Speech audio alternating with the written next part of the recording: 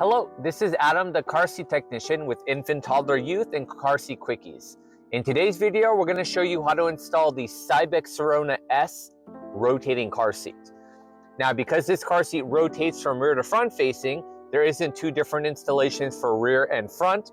We're just going to install it in the vehicle, and then you can rotate it to the position you need, depending on the child's size and weight and height, of course. Now, before we attach anything, what we're going to do is we're going to release the load leg. This is an extra safety feature, and we always want to use it whenever possible. So grab the leg from the bottom of the base, take this out. We'll adjust this a little bit later. Now what we're going to do is we're going to rotate the car seat so it's out of the way. So the rotation trigger is located right on the front here. You got to get your hand in there. You're going to squeeze the button. That's going to unlock the chair. You're going to push it all the way upright. That'll unlock, so that way you can rotate and get it out of the way. So you need to make sure that the car seat chair stays completely upright so you have complete access over the installation panel. This cover here with the two holes, what you're gonna do is you're gonna lift it up so it's out of the way. There is two layers of this lock-off device. So you're gonna lift up the first one. On the second one, there's an orange button. You're gonna push it, and that's gonna open up the second one. We can now grab our seatbelt. We're gonna go underneath the handlebar here. We're gonna go over the blue. And make sure you go over the blue on both sides. We're gonna buckle in. And you wanna make sure that the seatbelt goes underneath the blue tabs here.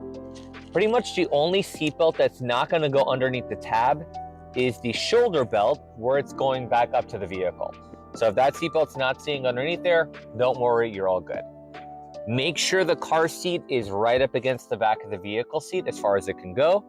And as you're pushing down on the car seat, you want to pull on the seatbelt to get it nice and snug.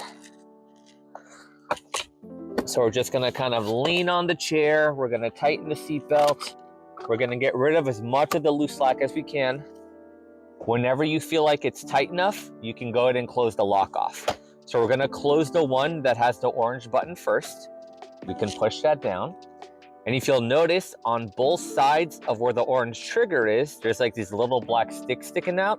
You can actually use that as leverage. The longer gray panel can actually push down on top of it. So you can use that to close it. You want to hear a clicking sound, and you want the orange tab to be completely in the middle. That'll let you know that it's locked in place. Once you've got it closed, with one hand, you're going to grab it from either side of the chair. Make sure the car seat cannot slide more than an inch from side to side or front to back. Make sure to put the cover back on, because if you rotate this to front facing without the cover, it's going to lock in place and it won't let you rotate it. So make sure this panel stays on. All right. The last thing we have to do for the seatbelt is we need to switch to seatbelt to locking mode. So grab your shoulder belt, pull it all the way out slowly. Now when it retracts, you're going to hear a ratcheting sound. That'll let you know that the seatbelt is now in locking mode. And the only way to reset this back to normal is to unbuckle the seatbelt and let it retract all the way into the car. Now that the car seat is installed, you're going to decide whether you're going to do rear facing or front facing. Now, children have to be rear facing till they're at least 2 years old, and if you can keep them rear facing longer, it is significantly safer. So if you are going to keep them rear facing, you're going to squeeze a recline trigger, you're going to recline the seat back, and over here on the side, there's a leveling device. There's a metal ball. The ball has to be in the blue range to let you know it's a safe position for rear facing. Now, if you're doing front facing, the child should be at least 2 years old, and you're gonna flip this all the way around. And on the side here, you wanna make sure the metal ball is within the red range for front facing. So there is two different color-coded lines, and it just depends on if you're using it for rear or if you're using it for front facing. The next thing we're gonna do is adjust the load leg. There are two windows you have to make sure are green. First is going to be the window right on top of the leg. This indicator will let you know if the leg is in the right position. So if you have the leg going straight down to the floor, you're gonna see red because that's not the correct angle they want it at. You wanna make sure the leg is facing out toward the front of the vehicle as much as possible, and then you're gonna see green.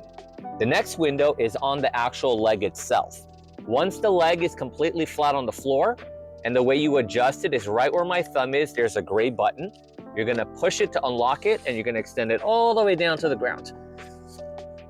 Okay, you wanna make sure it locks in place, and once the leg is flat on the ground, you're gonna see that green. So you're gonna turn the car seat.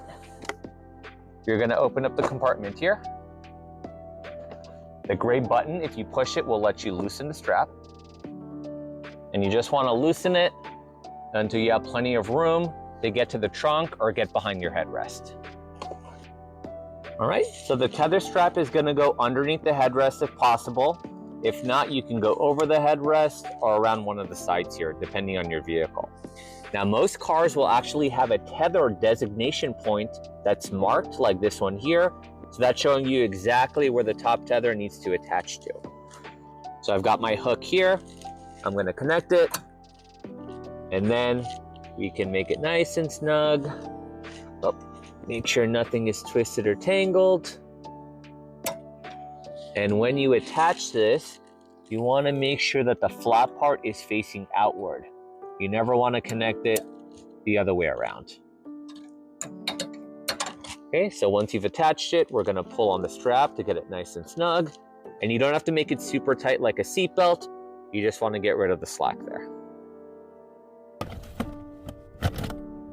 Thanks for watching the video. Don't forget to follow, like, and subscribe to support the channel. See you next time.